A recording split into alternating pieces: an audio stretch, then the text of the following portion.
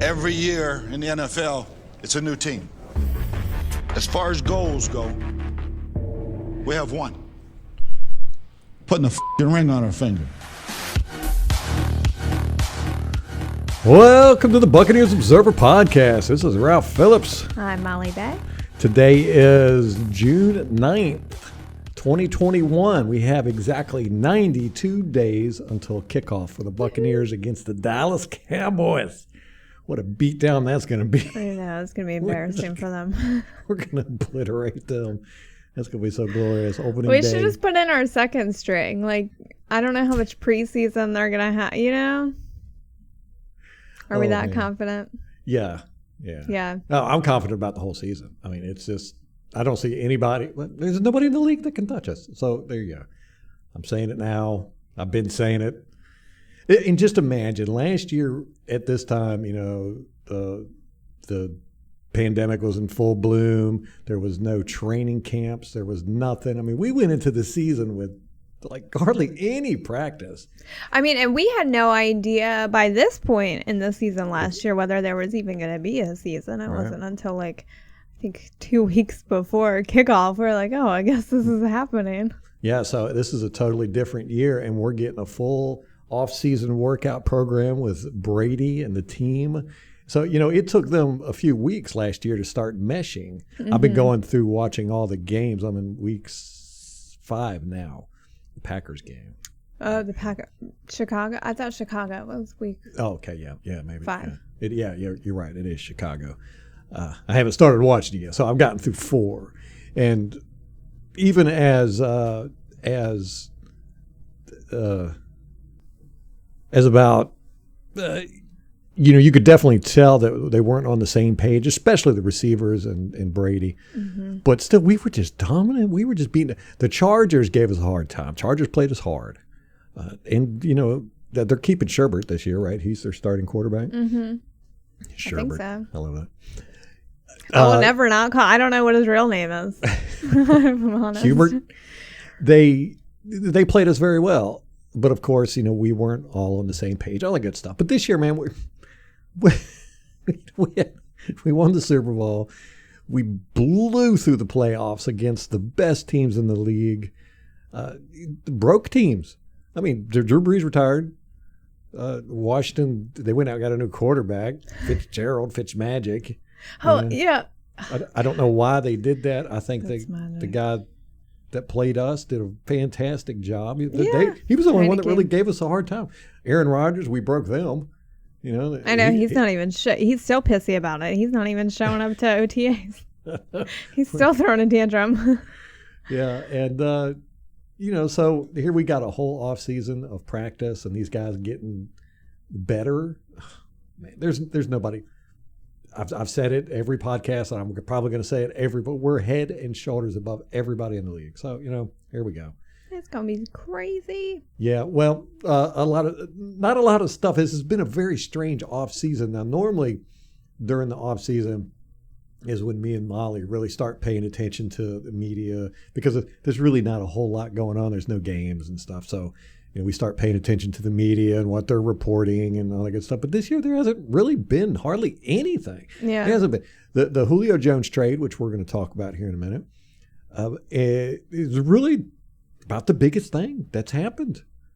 And I will say there's like very little drama with the Bucs. Like the news that is coming out, it's like all fantastic all stuff. Positive stuff. I know. Yeah, we kept all of our starters and it's just I know. incredible. BA and Jason Lane just got a pay raise and, you know. Yeah, that came out of the blue. Nobody was expecting out of nowhere. And you're like, okay, cool. And they deserve it. I know.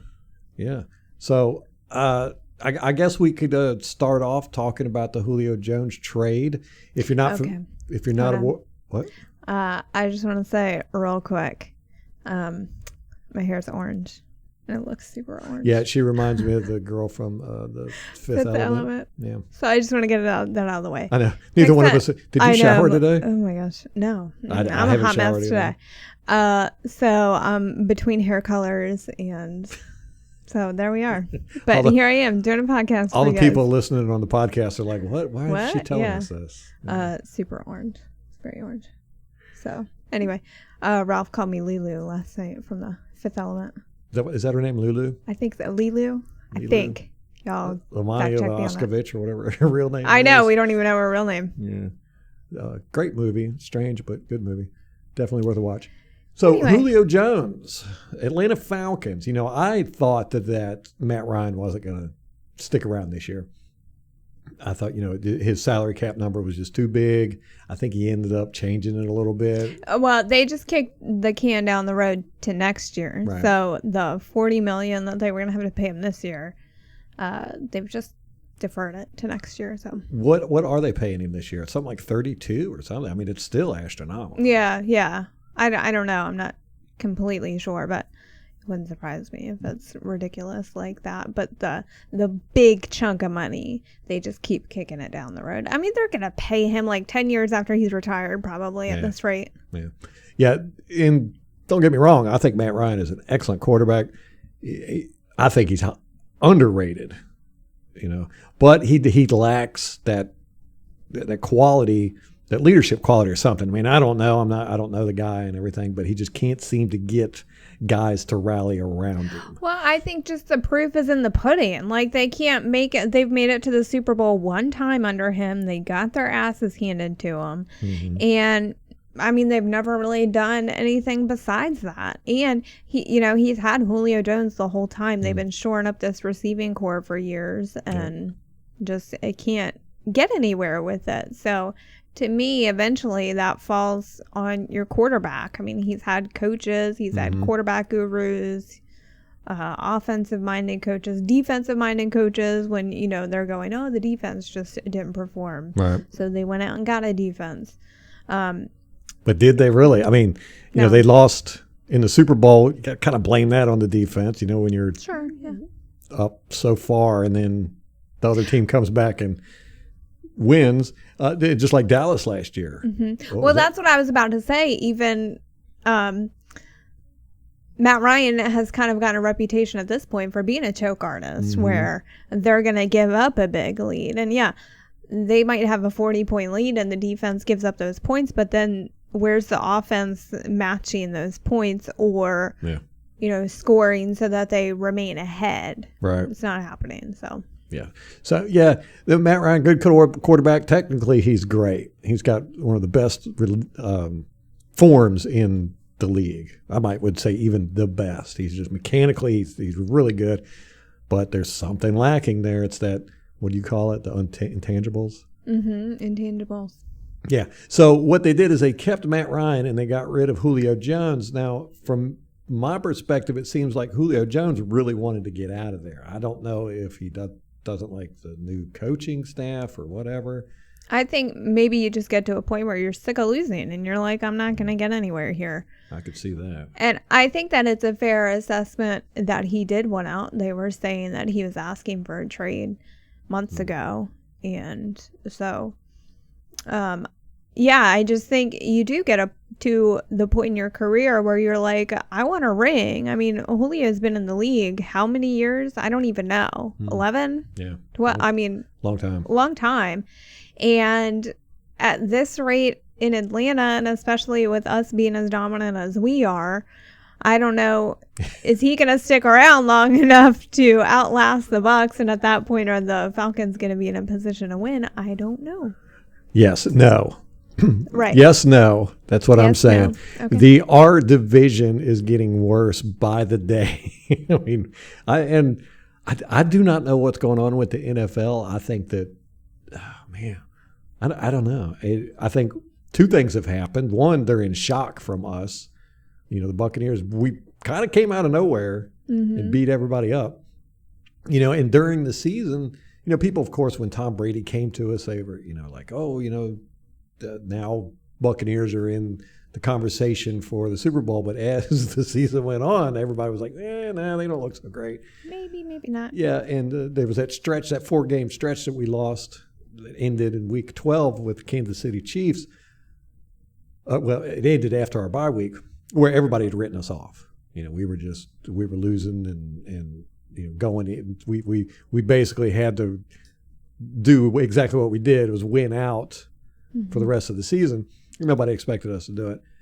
And I think everybody in our division was in shock. They're like, what are we experiencing here? And can we catch up with this? And the answer is no. Nobody has a team. Like I said, the Rams might have a well enough team. It all depends on how Stafford meshes in there. Mm-hmm. And his health. I mean, he's injured quite frequently. Well, is he really? And he's older. Mm-hmm. But we'll see how that all plays out. But other than that, there's really nobody in the league. And like I've said, everybody's trying to go to these more dynamic offenses, dynamic quarterbacks, that play these runs and all that good stuff. And we are really the old school football team. We've got a pocket passing quarterback. We run. It's not a innovative offense. It's it's kind of been the Air Coryell. It's been around for years. Our defense, we just have very good players and very good coaching staff that all mesh well. So anyhow, we've kind of taken the league by storm, and I don't think they think that we're going to. They think like last year was a fluke. I don't see anybody emulating us. Nobody tried to snag our players, which was totally shocking. That's weird to me. That's the weirdest part. I mean, Shaquille Barrett? I know. Shaquille Barrett said that nobody offered him as much as the Buccaneers did. That was mind-blowing. At that point, we were up against the cap numbers. Mm-hmm. We didn't have a whole lot. We didn't have any money. Yeah, nobody offered him more than we could. You look at Jacksonville. They had like $100 million cap space. Mm-hmm. They could have paid him $50 million a year. Nobody did. It's very strange. But, I think people just overlook all of our players. Vita Vea, Shaq Barrett. I've been following the Kansas City Chiefs fan base, and a lot of the people, on the social medias and stuff. And most of them come to the conclusion that we won because of Kansas City's offensive line playing so poorly. I know. And I'm just like, no. I mean, me and you called it before the game that we were just going to dominate them. Yeah. And, I was worried until you said, no, we're going to dominate them. And then, I watched all the game film. I watched every pass that Mahomes has ever thrown. And I was like, yeah, we're just going to beat the mess out of these guys. And it's like nobody saw what we did going through the playoffs. I mean, we beat the New Orleans Saints with Drew Brees, who, they go to the playoffs every year. They're always a, good team. We beat Aaron Rodgers. They've been 13-3 for the past, 3 years. They've made it to the NFC Championship every year. And we just beat the mess out of these guys. And, we go into the Super Bowl and we beat the mess out of them. And everybody had, they've crowned Patrick Mahomes as the new, what do they call him, the new Michael Jordan of football. And, the Kansas City Chiefs, Andy Reid's a guru and all this good stuff. And they do this. It seems like they do this every couple of years where they just pick a team and a player and they go, this is the new thing. And it never seems to work. I remember when they did it with Mike Martz from the Rams. He was considered the offensive guru. And I think he went to Detroit or where was it he went? And it just bombed. So, it seems like we have caught everybody by surprise, and everybody thinks we were a fluke. But I'm telling you guys, it wouldn't surprise me if we go.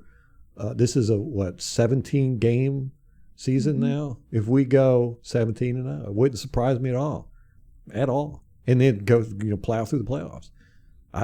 It wouldn't surprise me if we had an undefeated season. Now the chances of it are pretty slim because it's really hard to do. Yeah, but I wouldn't be shocked. I don't see anybody, especially on our schedule, that I'm really concerned about. So, going back to Julio, do you think it's a sign of dysfunction in Atlanta, or do you think he's just fleeing the division? I think it's a little bit of both. He sees the writing on the wall. They're not going to. I mean, look at Drew Brees. I think he saw the same thing. He was like, "There's no way I'm going to be able to beat the Buccaneers in the next few years, and I'm just going to retire because it's just too much work." And what about Atlanta's willingness to let him go? Right. I mean, that was a real shocker to me. Yeah, me too. I'll say this about Julio Jones, and if you've listened to this podcast over the years, I've always said Julio Jones is the best wide receiver in the league. Not necessarily because of his receiving skills, which, they're elite. I mean, the guy will beat you up to catch that ball. He's like Mike Evans, except unlike Mike Evans, he's got speed and a little bit of quickness after. He's like a combination of Chris Godwin and Mike Evans. Yes, right, yeah. But his number one thing is he's the best wide receiving blocker in the league, and that's going to hurt Atlanta badly not having him. I mean, Julio Jones he blocks better than most tight ends in the league. I mean, he will decleat you. And Julian Edelman was a great blocker, but he's gone now. So Julio Jones is by far the best blocking wide receiver in the league. And that's going to help Tennessee out immensely in their running game. I mean, not that they have much trouble blocking in the running game. Kidding. It's going to help out immensely. Now, they got rid of Adam Humphries. Yeah. And their offensive coordinator is now with Atlanta. It's Atlanta's head coach. So I don't know what their offense is going to look like. Yeah, is it going to be more of a running offense or less of a running offense? Yeah, I mean, no, that would be so dumb if they did that. But I mean, you do have Julio Jones, and then they've got A.J. Brown, who coincidentally wears number 11 and is not giving up his number. Julio's going to get a new number. Oh, man. I can see where that could start some locker room I think trouble. It was okay. I think Julio was cool. Man, he really wanted to get out of Atlanta. I know. Oof. I know. That's what I'm saying. Like, he even gave up his number just to not be there. Father's Day is coming up, so I'm going to get to a Tennessee Julio Jones jersey. Man, that is not right. I've been thinking about that joke the whole time you've been talking here. Well, I love players that are gifted like that, or not necessarily gifted, because that implies that they didn't work hard for it. But I mean, Julio Jones is just a man beast out there. He blocks, and he never gets credit for it. Never.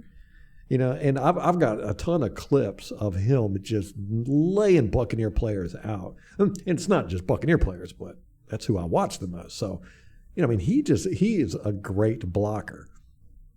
And that's really going to hurt Atlanta. You always think of wide receivers as, route runners and speed guys and, being able to catch the 50-50 balls and all that, which he was great with all that too.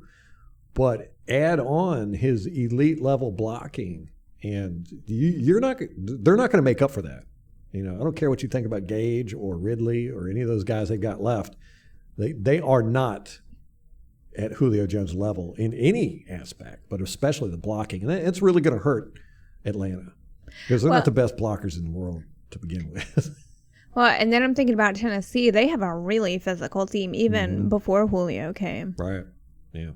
Yeah, I bet he was salivating. He was like, I want to go there where I can beat somebody up. Yeah.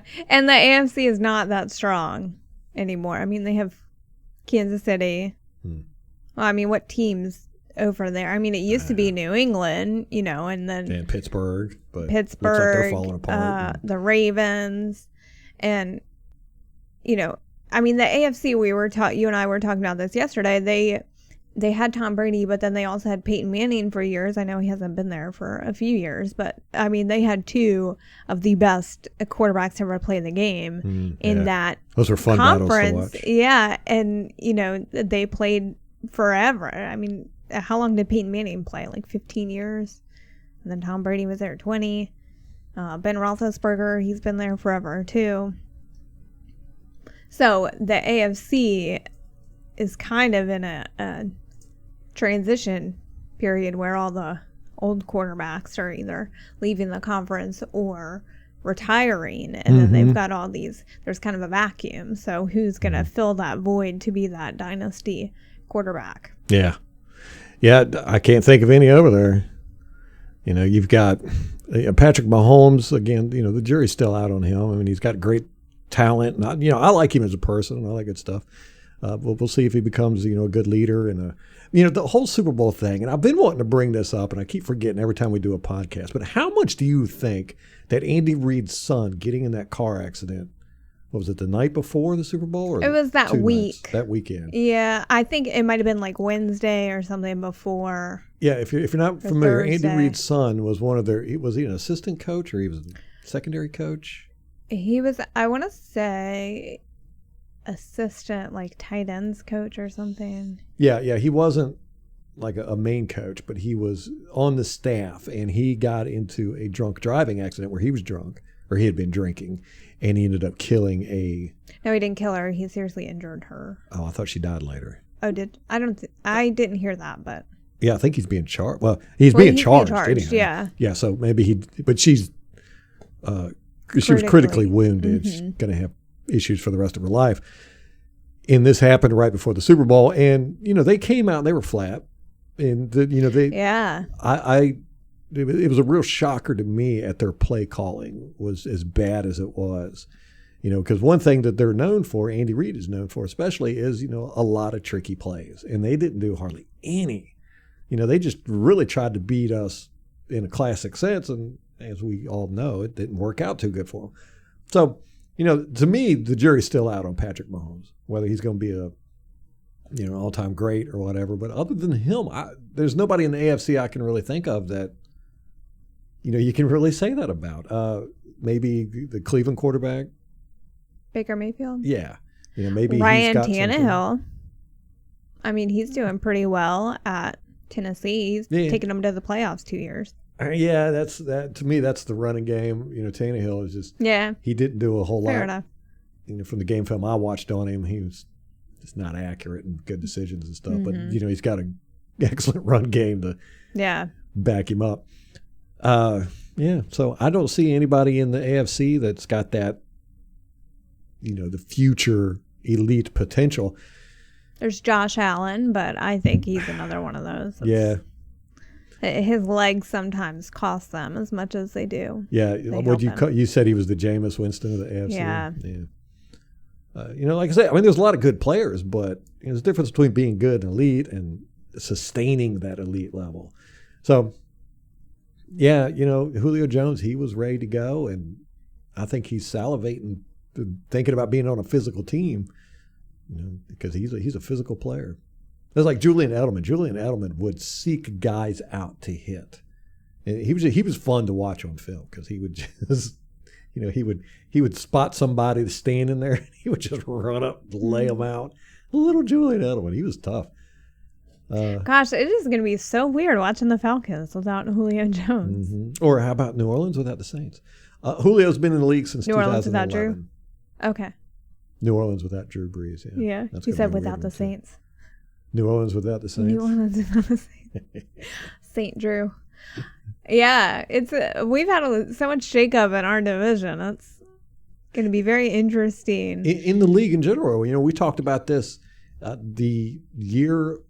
year, at the end of last season, not 2020, 2019. We were like, it is going to be so weird moving forward because all these old-time quarterbacks are retiring, and leaving. And it's very strange. It's a whole new league.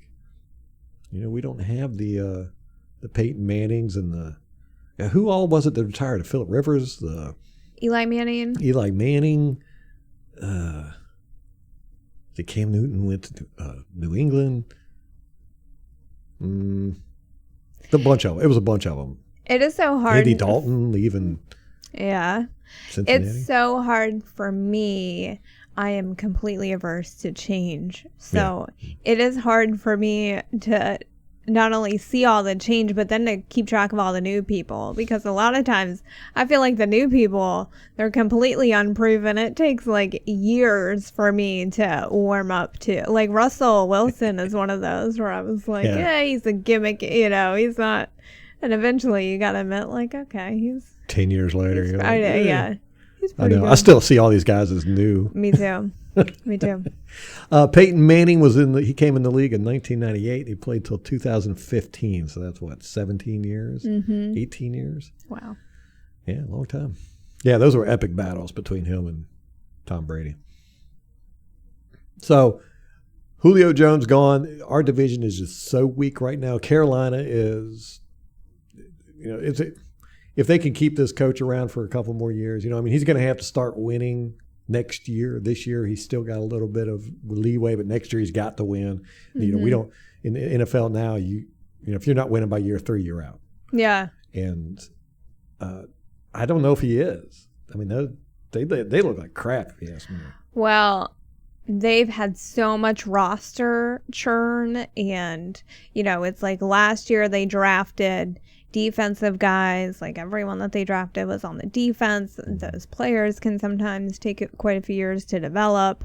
Their offensive line is trash. It's like it's so much rebuilding, and it's almost not even fair to the coach to measure them by that, because what are you supposed to do if you have no players to work with? Right. Yeah, they've had to build a team up from the ground. Lost Cam Newton, lost Kuechly, Olsen. It was just like their whole core team was gone, and then after that, everybody left. Yeah. I don't think there's anybody on the team that's been there for more than 3 years. And then Atlanta, they've been having troubles for a long time.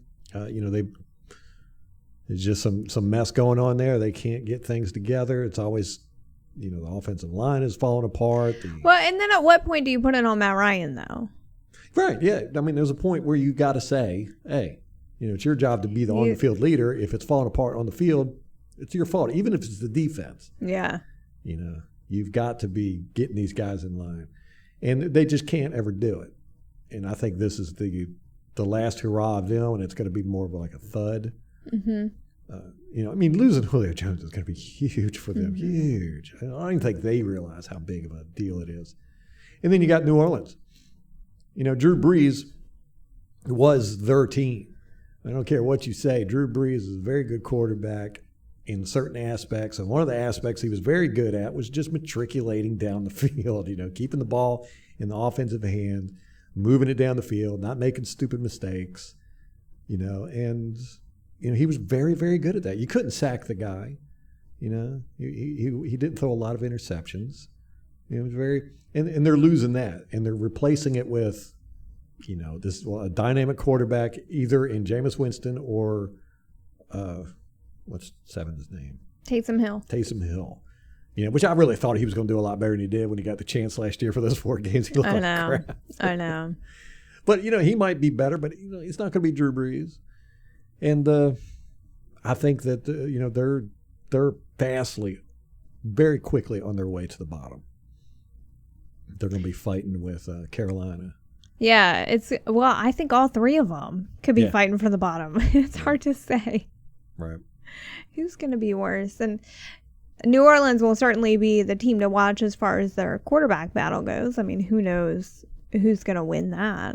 I couldn't even begin to guess. And New Orleans still has a better core of people. They still got a good offensive line, still got the dynamic running backs.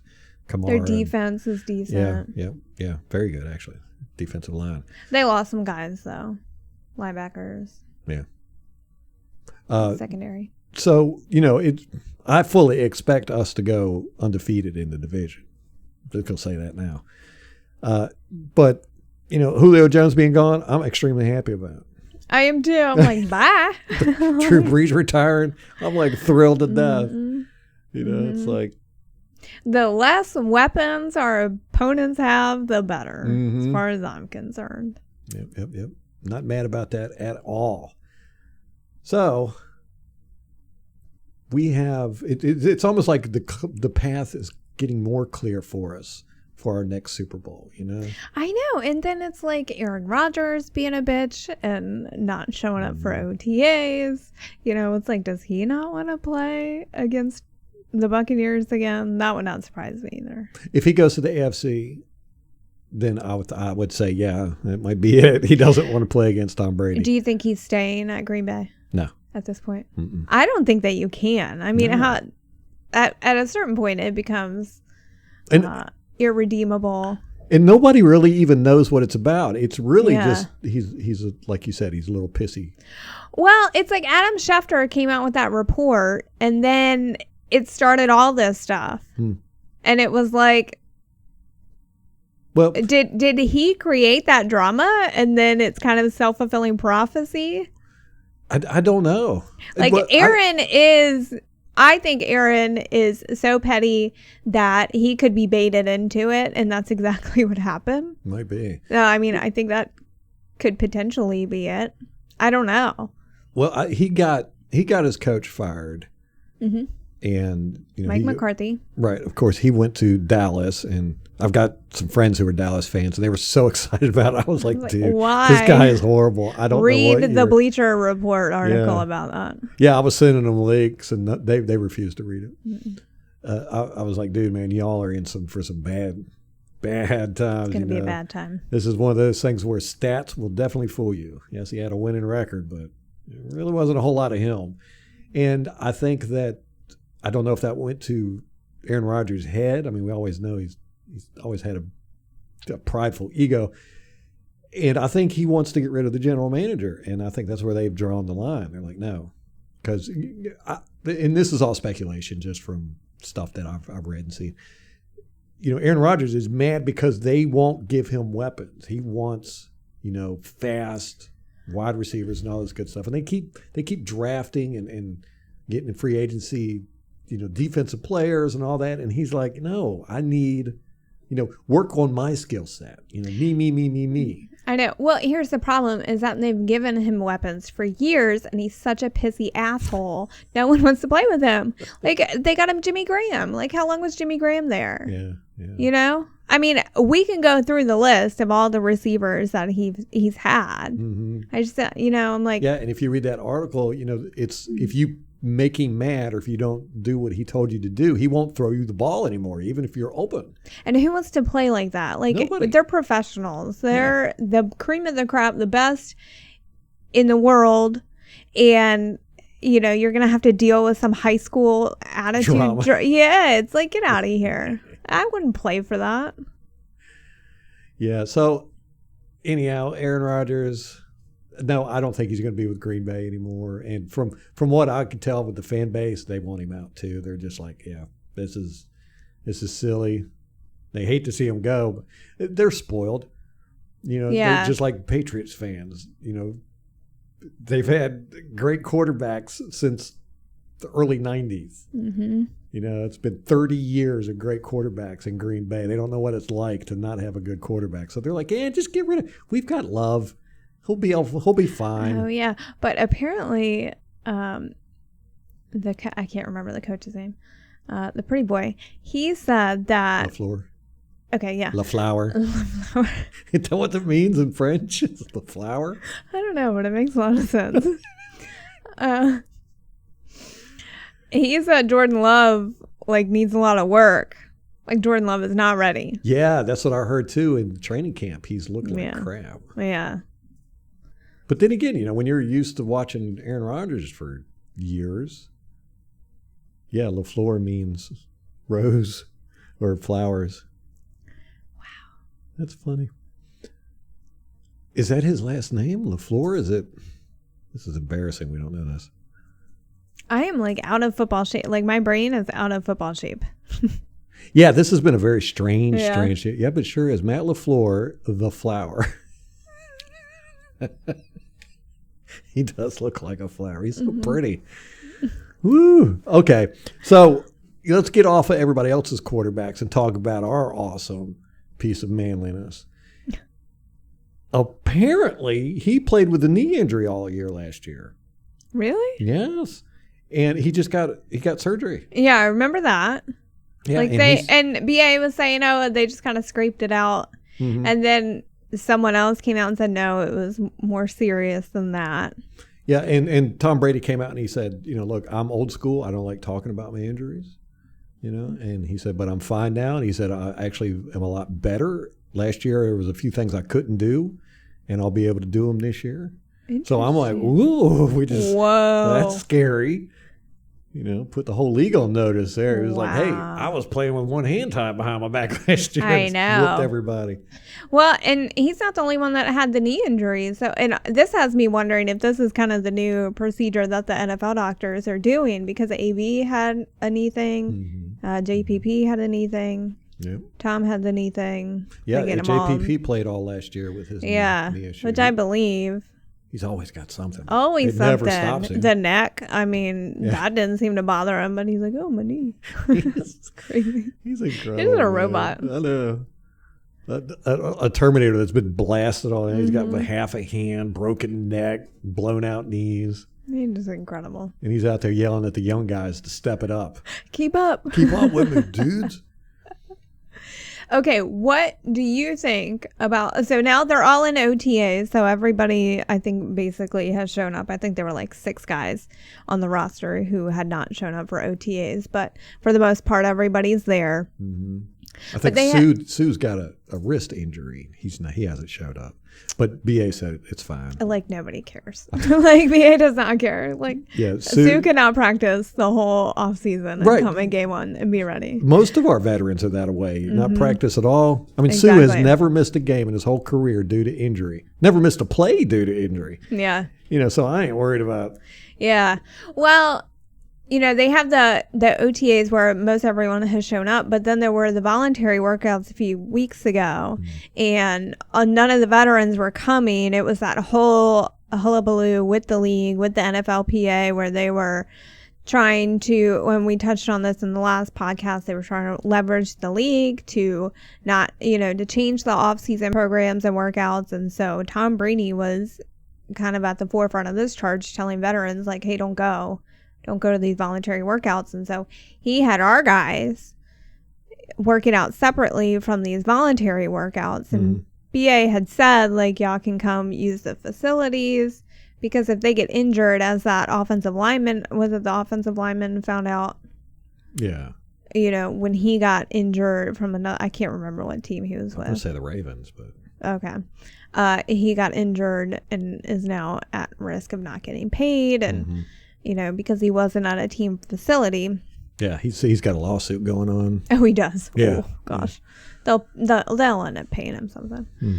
But, our guys were out, and BA publicly was like, oh, I support them being able to do this. But then Keyshawn Vaughn was out there working out with the veterans, and BA said at a press conference, like, he needs to be here. I don't know why he's not here. He's fighting for a roster spot. He should not be. So to me, it was a little bit of mixed messaging from BA and the team.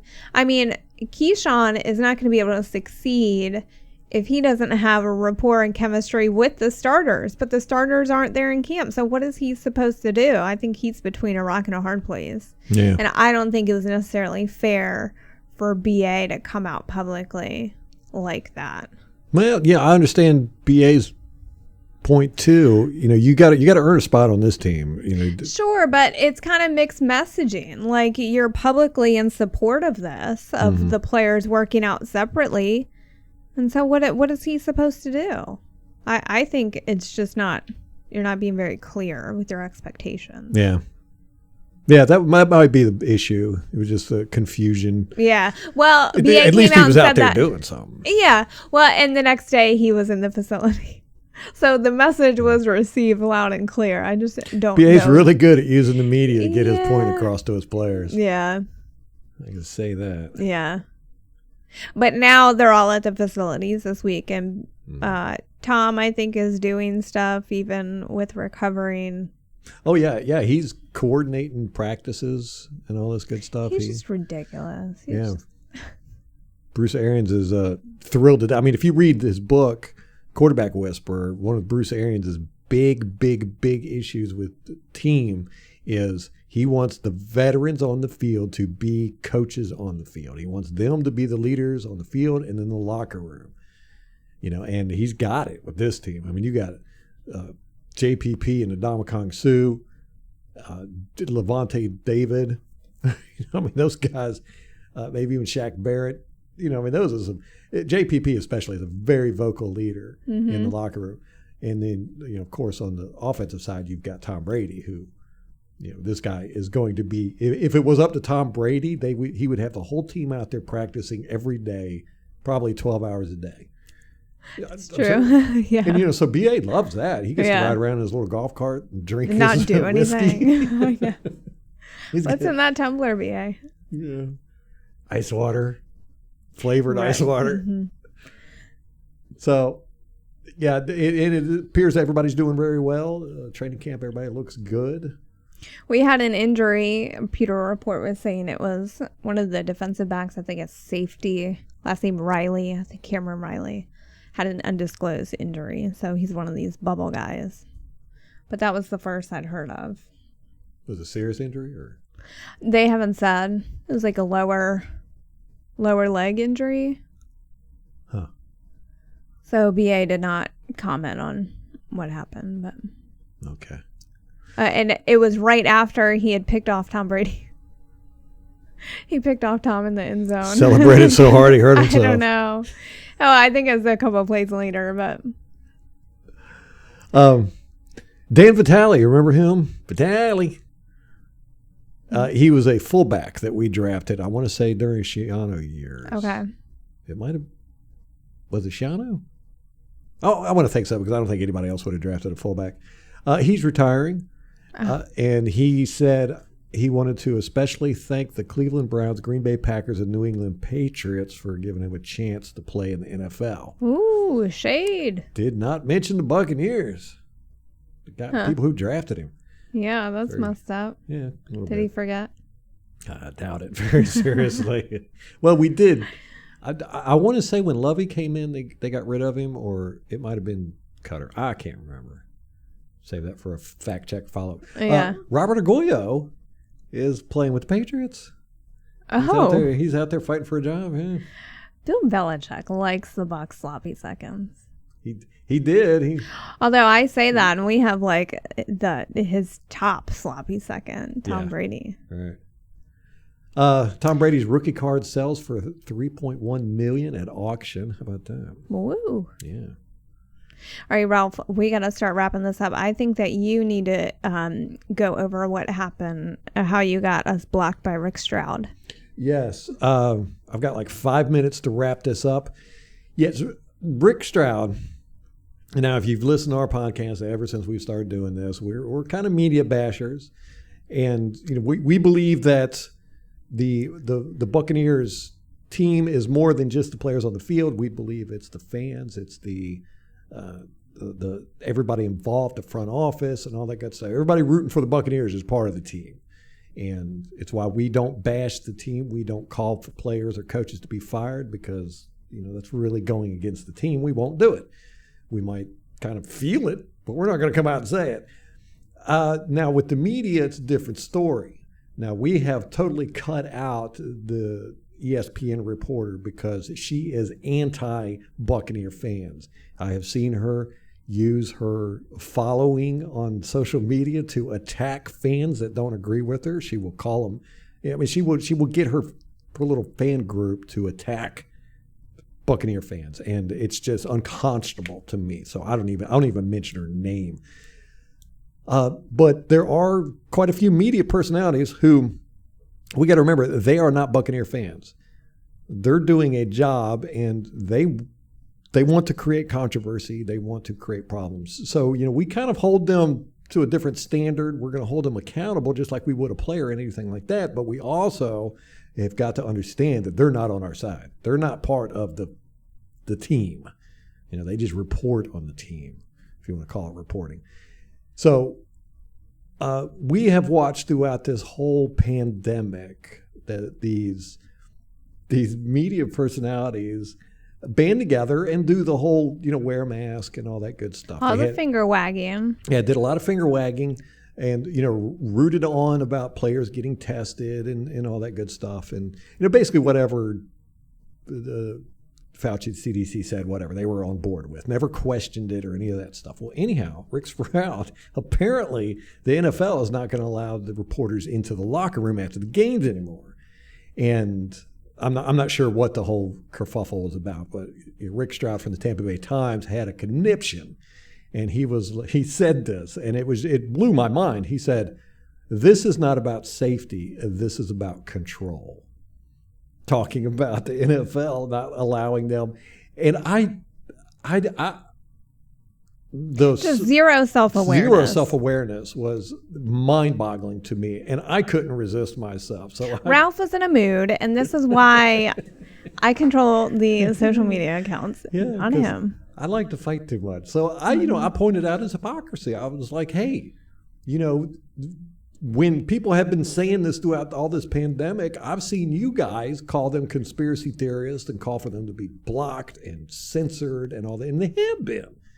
When you come out and you say stuff like this isn't about safety, this is about control, you get blocked and censored and all this, and now they're saying it because it's affecting them personally and their access media. That is the only thing that makes them any different than me, you, or any of these amateur guys, is they get access to that locker room. They get access to the press conferences. And if you take that away from them, they're no different than us. So they're having a conniption fit, and I think it's hilarious. So anyhow, I responded back to him saying, hey, basically this is kind of hypocritical here for you to be saying this, buddy. And now it's about control, now that it affects you and your job. But before this, it was trust the experts and safety. And right. And they had the hashtag wear a mask in every single one of their posts for months. And, it is the very definition of virtue signaling, because there's not a person on this planet that didn't know we're supposed to be wearing masks. Well, I definitely didn't think that somebody went, oh, Rick Stroud said I need to wear a mask in his tweet, so I'm going to wear a mask I should probably now. do that. Yeah. It's just the and it's just like how we feel about politics in sports. It's the don't want it. I don't want I don't want to be lectured by a freaking sports journalist.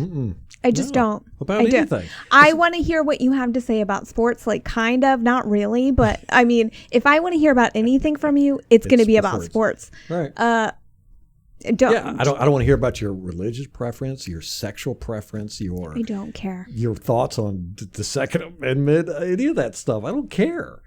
But they like to shove this stuff down their throat any chance they get. And I was really stunned to see what do you call it, self-awareness, that they would actually, this like, oh my gosh, now that, it was like couch feigning. It was like, oh my gosh, it's affecting me. They're taking away my privilege. So therefore, this now all of a sudden becomes a power control thing instead of a safety issue. Mm-hmm. Whereas when it was affecting other people, businesses had to close and people couldn't be with their loved ones when they died. And these are the same guys. Now, let's remember that Rick Stroud is the same one that wrote a whole article, swore vehemently, said he had inside sources that Gerald McCoy was not leaving the Buccaneers. And then, 2 weeks later, he was gone. They write articles. Remember it now. Let's go back to last year. They didn't think that Tom Brady they didn't think we were going to go to the Super Bowl. They didn't think we were going to have a winning season. I don't even think. But they had tried to start up the controversy that there was disruption between Tom Brady and Bruce Arians. Mm-hmm. I mean, that was weeks they were talking about that stuff.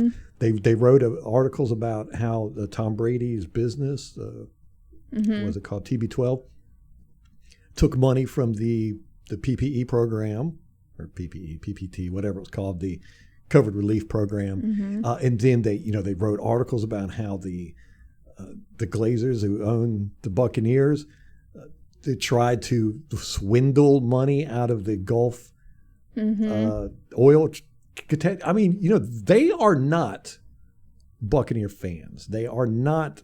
They don't care. Matter of fact, they want controversy. They want there to be disruption. They want, because that's what they make their money from. So.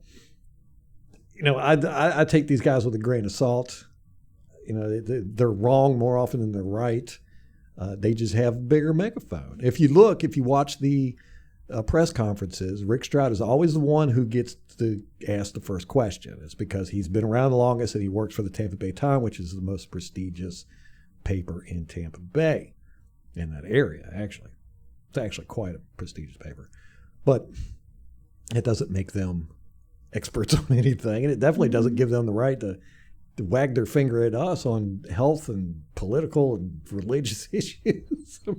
It's like, no, take that mess somewhere else. But they're not on our side. Let's put it that way. They're not Tampa Bay fans. Now, there are some media personalities, the Joe Bucks, they're fans of Tampa Bay. The Pewter Report guys. I think some of them are. Some of them are, some of them aren't. Yeah. You kind of have to weed through that mess. All right, well, we got to go. Yeah. All right, guys. We got a kid at the bus stop. We got a kid to go pick up. Oh, my gosh. Yeah, we're going to be late. All right, guys, that's going to wrap it up for us. Till next time. Go Bucs.